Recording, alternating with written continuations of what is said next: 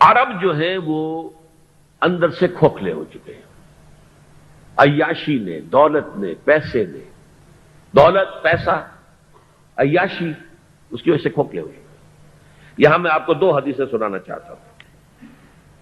سنن ابن ماجہ کی روایت ہے حضرت ابو ہریرہ سے رضی اللہ تعالی عنہ، قال قال رسول اللہ صلی اللہ علیہ وسلم اذا وقعت الملاحم بعث اللہ بعثا من الموالی ہم اکرم العرب فرسا واجودہ سلاحا یوید اللہ بہم الدین، رواہ ابن ماجہ عن ابی ہریرہ رضی اللہ تعالی عنہ۔ جب ملاحم کا دور شروع ہوگا تو اللہ تعالیٰ اٹھائے گا ایک لشکر یا لشکروں پر لشکر موالی میں سے۔ موالی کون ہے؟ عربوں نے جب فتح کیا تھا اس پورے علاقے کو خلافت راشدہ کے دوران، اور پھر وہ لوگ جو ہے، ایک رائے تو یہ تھی کہ انہیں غلام بنایا جائے ساری آبادیوں کو، لیکن یہ کہ حضرت عمر کا اجتہاد تھا، اس کے مطابق جو ان کو غلام نہیں بنایا گیا تو وہ موالی کی حیثیت رکھتے ہیں۔ عربوں میں دم نہیں ہے، موالی میں سے لشکر اٹھیں گے کہ جو در حقیقت حضرت مہدی کی حکومت کو قائم کرے گی۔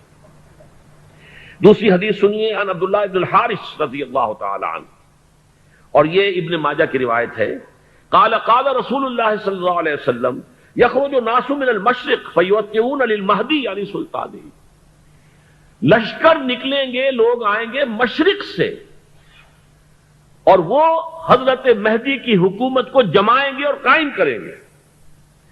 اب ذرا نوٹ کیجئے کہ جزیرہ نما عرب کے مشرق میں کون سے ملک ہیں؟ تین: ایران، افغانستان، پاکستان۔ یہ تین سالڈ مسلم ممالک، مسلم آبادی اکثریت۔ ویسے تو یہ کہ آگے ہندوستان میں 20 کروڑ مسلمان ہیں، لیکن وہ 20 کروڑ جو ہے وہ تو 80 کروڑ کے اندر تحلیل ہو جاتے ہیں غیر مسلموں میں، لیکن یہاں جو معاملہ ہے یہ خالص اکثریت کے۔ ان میں سے ایران کا معاملہ جہاں تک ہے، نمبر 1 یہ کہ وہ شیعہ عقائد کے حصار میں بند ہے، اس سے ادھر ادھر ہونا اس کے لیے ممکن نہیں۔ حدیث میں یہ بھی آتا کہ اصفہان سے 70,000 یہودی دجال کا ساتھ دیں گے۔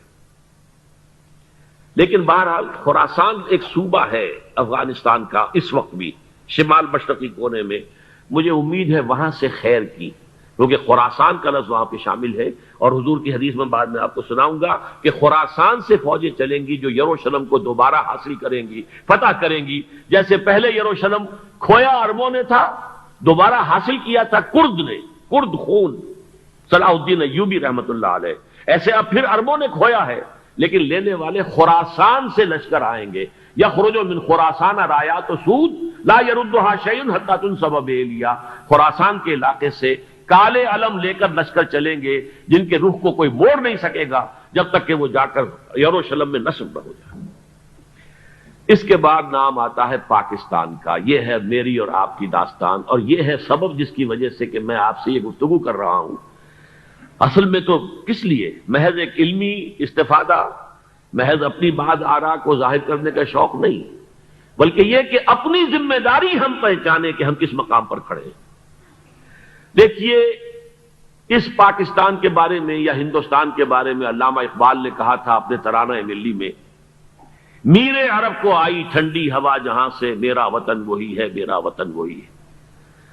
اور مجھے بتایا گیا کہ سنن ابی داؤد میں یہ روایت موجود ہے کہ حضور نے فرمایا کہ ہندوستان کی طرف سے مجھے ٹھنڈی ہوا آتی، اگرچہ مجھے وہ حدیث ابھی نہیں ملی ہے، لیکن حزب التحریر کا ایک کارڈ مجھے ملا تھا، تو اس میں اس حدیث کا اور اس میں ابو داؤد کے روایت کا حوالہ موجود تھا۔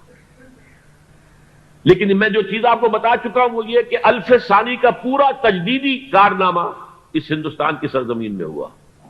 مجدد الف ثانی شیخ احمد سرندی، شاہ ولی اللہ دہلوی، سید احمد بریلوی، وہ تو ہمارے پاکستان میں آ کر جو ہے ان کا خون جذب ہوا ارض پاکستان میں۔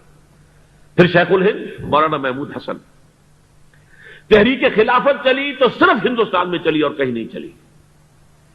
آزادی کی تحریک چلی پوری دنیا میں، وہ نیشنلزم کی بنیاد پر چلی، ملے نیشنلزم، عرب نیشنلزم، ترک نیشنلزم۔ ہمارے ہاں چلی تو اسلام کے نام پر پاکستان کا مطلب کیا؟ لا الہ الا اللہ۔ پھر پاکستان قائم ہوا معجزے کے طور پر، بلکہ نازل ہوا ہے لیلۃ القدر میں، انا انزلناہ فی لیلۃ القدر، جیسے قرآن نازل ہوا لیلۃ القدر میں، یہ پاکستان بھی نازل ہوا لیلۃ القدر میں۔ اس کا برقرار رہنا ابھی تک معجزہ ہے۔ ہندو یہ سمجھتا تھا، کانگریس سمجھتے تھے کہ جھٹپٹ ختم ہو جائے گا. پھر یہ کہ اس کا قرارداد مقاصد کا پاس ہو جانا، مزید بھی اور اضافی دفعات دستور میں آ جانا، اب کمرشل انٹرسٹ کو ربا قرار دے کر حرام قرار دینا، یہ سارے لینڈ مارکس ہیں کہ جو اشارہ کر رہے ہیں کسی چیز کی طرف، معاملہ کدھر جا رہا ہے.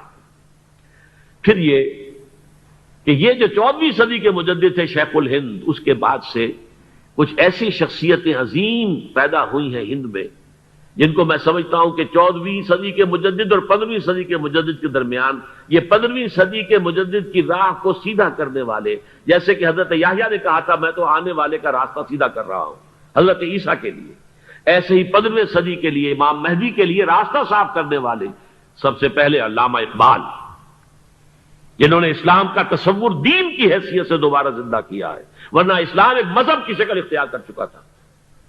پھر مولانا مودودی، مولانا ابوالکلام آزاد حکومت الہیہ کے نعرے کے ساتھ میدان میں آئے. یہ اقبال نے جو تصور پیش کیا تھا اس پر عملی جد و جہد کے لیے حزب اللہ قائم ہوئی. نوٹ کر لیجئے 11 برس کا فرق ہے عمر کا علامہ اقبال کے اور ابوالکلام کے، اور 1913 میں جب حزب اللہ قائم کی ہے اس وقت علامہ اقبال کی ملی شاعری اپنے عروج کو پہنچ چکی تھی.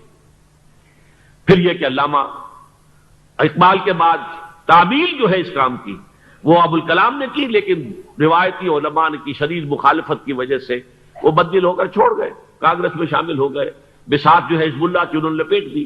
پھر مولانا مودودی آئے، انہوں نے وہ ڈور جو ہے اس کا سرا تھاما، جماعت اسلامی قائم کی حکومت الہیہ ہی کے قیام کے لیے. اگرچہ میرے نزدیک یہ کہ وہ انتخابی اور ایک قومی سیاست کی ایک جماعت بن کر پاکستان میں جو ہے دلدل میں پھنس گئی ہے، اب ہم اس کی کوشش کر رہے ہیں تنظیم اسلامی اور یہ تحریک خلافت جس کے تحت یہ جلسہ ہو رہا ہے. یہ ساری چیزیں وہ ہیں کہ آپ کو سوائے پاکستان کے اور کہیں نہیں ملیں گی پوری دنیا میں. معلوم ہوتا ہے کہ پاکستان کو بہت بڑا رول پلے کرنا ہے اس میں، اور اس کے ساتھ اب جمع کر لیجئے افغانستان کی عمارت افغانستان، اسلامی عمارت افغانستان قائم ہو چکی ہے. یہ پچھلے 20 سالوں میں جو کچھ وہاں ہوتا رہا ہے اس سے پہلے تصور نہیں ہو سکتا تھا. کابل جو ہے وہ تو جیسے پیرس کا تمدن تھا ویسے کابل کا تھا، وہی لباس، وہی سکرٹس. یہاں جب آئے تھے شاہ ساحل ظاہر شاہ سرکاری دورے پر تو ان کی جو ملکہ صاحبہ تھی ان کے ساتھ وہ سکرٹ میں ملبوس تھی. کابل جو ہے وہ بالکل ایک پیرس کی طرح کا شہر تھا. آج کابل جو ہے جا کر دیکھیے، علامہ اقبال کے فرزند بھی دیکھ کر آئے ہیں، تو اگرچہ وہ خود میں سمجھتا ہوں کہ خاصے انہیں آپ لبرل کہیں، آزاد خیال کہیں، لیکن اس درجے متاثر ہو کر آئے تھے کہ انہوں نے یہ کہا افغانستان میں جو میں نے حالات دیکھے ہیں کہ اگر 2-4 اور مسلمان ملکوں کے اندر یہ نظام قائم ہو جائے تو پوری دنیا مسلمان ہو جائے گی. یہ سب کچھ کیسے ہو رہا ہے؟ یہ آنے والے دور کی جھلکیاں ہیں. Coming events are casting their shadows before. یہ سب بتا رہے ہیں کہ پاکستان افغانستان کو مل کر اس میں کوئی عظیم رول پلے کرنا ہے. اور اس کے ضمن میں اب میں علامہ اقبال کے بارے میں آخری بات کہہ رہا ہوں. علامہ اقبال کے بارے میں عام یہ خیال ہے، انہوں نے اپنے خطبات میں مہدی کا اور نزول مسیح کا، حالانکہ میں کل پڑھ رہا تھا مولانا سعید احمد اکبر آبادی رحمۃ اللہ علیہ کا ایک مقالہ ان کا کہ علامہ اقبال نے ابن خلدون کے بارے میں یہ کہا ہے کہ مہدی کا اور نزول عیسیٰ کا دونوں کا انہوں نے انکار کیا ہے. حالانکہ ابن خلدون نے نزول عیسیٰ کا انکار نہیں کیا، صرف مہدی کا انکار کیا ہے. بہرحال علامہ اقبال نے خطبات میں انکار کیا ہے. لیکن یہ کہ اپنی شاعری کے اندر میں چیلنج کرتا ہوں کسی بڑے سے بڑے اقبال شناس کو، ان کا یہ شعر ذرا سنیے. خضر وقت از خلوت دشت حجاز آید بروں، کارواں زی وادی دور و دراز آید بروں. خضر وقت، امام وقت، رہنمائے وقت، قائد وقت، خلوت دشت حجاز، حجاز کی صحرا کی کسی خلوت گزینی سے نکل کر باہر آئیں گے. میں حیران ہوتا ہوں علامہ کے اس فکر پر اور اس مصرے پر. یہاں انہوں نے شیعہ اور سنی دونوں کے کانسیپٹ جمع کر دیے. شیعہ کا کانسیپٹ یہ چھپے ہوئے کسی غار میں وہاں سے برآمد ہوں گے، اور ہمارا کانسیپٹ میں ام سلمہ رضی اللہ تعالیٰ عنہ کی حدیث سنا چکا، چھپے ہوئے ہوں گے وہ وہاں پر، مدینے سے نکل کر آ کر مکے میں چھپ جائیں گے. اس خانہ جنگی کی حالت میں لوگ ان کی طرف دیکھ رہے ہوں گے، سوچتے ہوں گے انہیں میدان میں آنا چاہیے، کوئی پارٹ پلے کرنا چاہیے، امت کی رہنمائی کرنی چاہیے، لیکن وہ چھپیں گے، وہ کارے ہوں گے، وہ اس ذمہ داری کو قبول نہیں کرنا چاہیں گے، جا کے چھپ جائیں گے مکے میں. وہاں سے مکے والے انہیں نکالیں گے اور وہ کارہ ہوں گے، انہیں بالکل یہ پسند نہیں ہوگا کہ یہ ذمہ داری اٹھائیں. تو خضر وقت از خلوت دشت حجاز آیت بروں، کارواں زی وادی دور و دراز آیت بروں. کارواں جو چلے گا ان کی مدد کے لیے اس وادی دور و دراز، اس زی عظیم وادی دور و دراز، یہ وادی سندھ ہے. وادی سندھ جو ہے ہم سمجھتے ہیں کہ صرف یہ پاکستان اور پنجاب جو ہے یہ اس میں شامل ہے. سندھ اور پنجاب نہیں، افغانستان کا پورا مشرقی علاقہ اس میں شامل ہے. جیسے دریائے جیلم سندھ میں جا رہا ہے، جیسے دریائے گلگت سندھ میں آ کر ملتا ہے، جیسے دریائے چناب اور راوی اور جیلم اور یہ سب جا رہے ہیں اور آ رہے ہیں، اسی طرح دریائے کابل کہاں سے آ رہا ہے، دریائے گومل کہاں سے آ رہا ہے، ٹوچی کہاں سے آ رہا ہے. یہ سارا جو ہے ڈرین جو ہو رہا ہے، ایسٹرن جو ہے پارٹ آف افغانستان، یہ سب وادی ہے. اس وادی کے یہ دو حصے ہیں، ایک حصہ جو ہے یہ ادھر پاکستان میں ہے اور اسی وادی کا دوسرا حصہ جو ہے وہ افغانستان میں ہے. کارواں زی وادی دور و دراز آیت بروں، کارواں چلے گا یہاں سے. یخرج ناس من المشرق یؤتون للمہدی یعنی سلطان ہی، مشرق سے فوجیں چلیں گی کہ جو مہدی کی حکومت قائم کریں گی. اور یخرج من خراسان رایات و سود، اور خراسان سے سیاہ پرچم چلیں گے کہ جن کا رخ کوئی موڑ نہیں سکے گا، حتیٰ تنصب بیلیا، یہاں تک کہ وہ جا کر یروشلم کے اندر نصب ہو جائیں گے.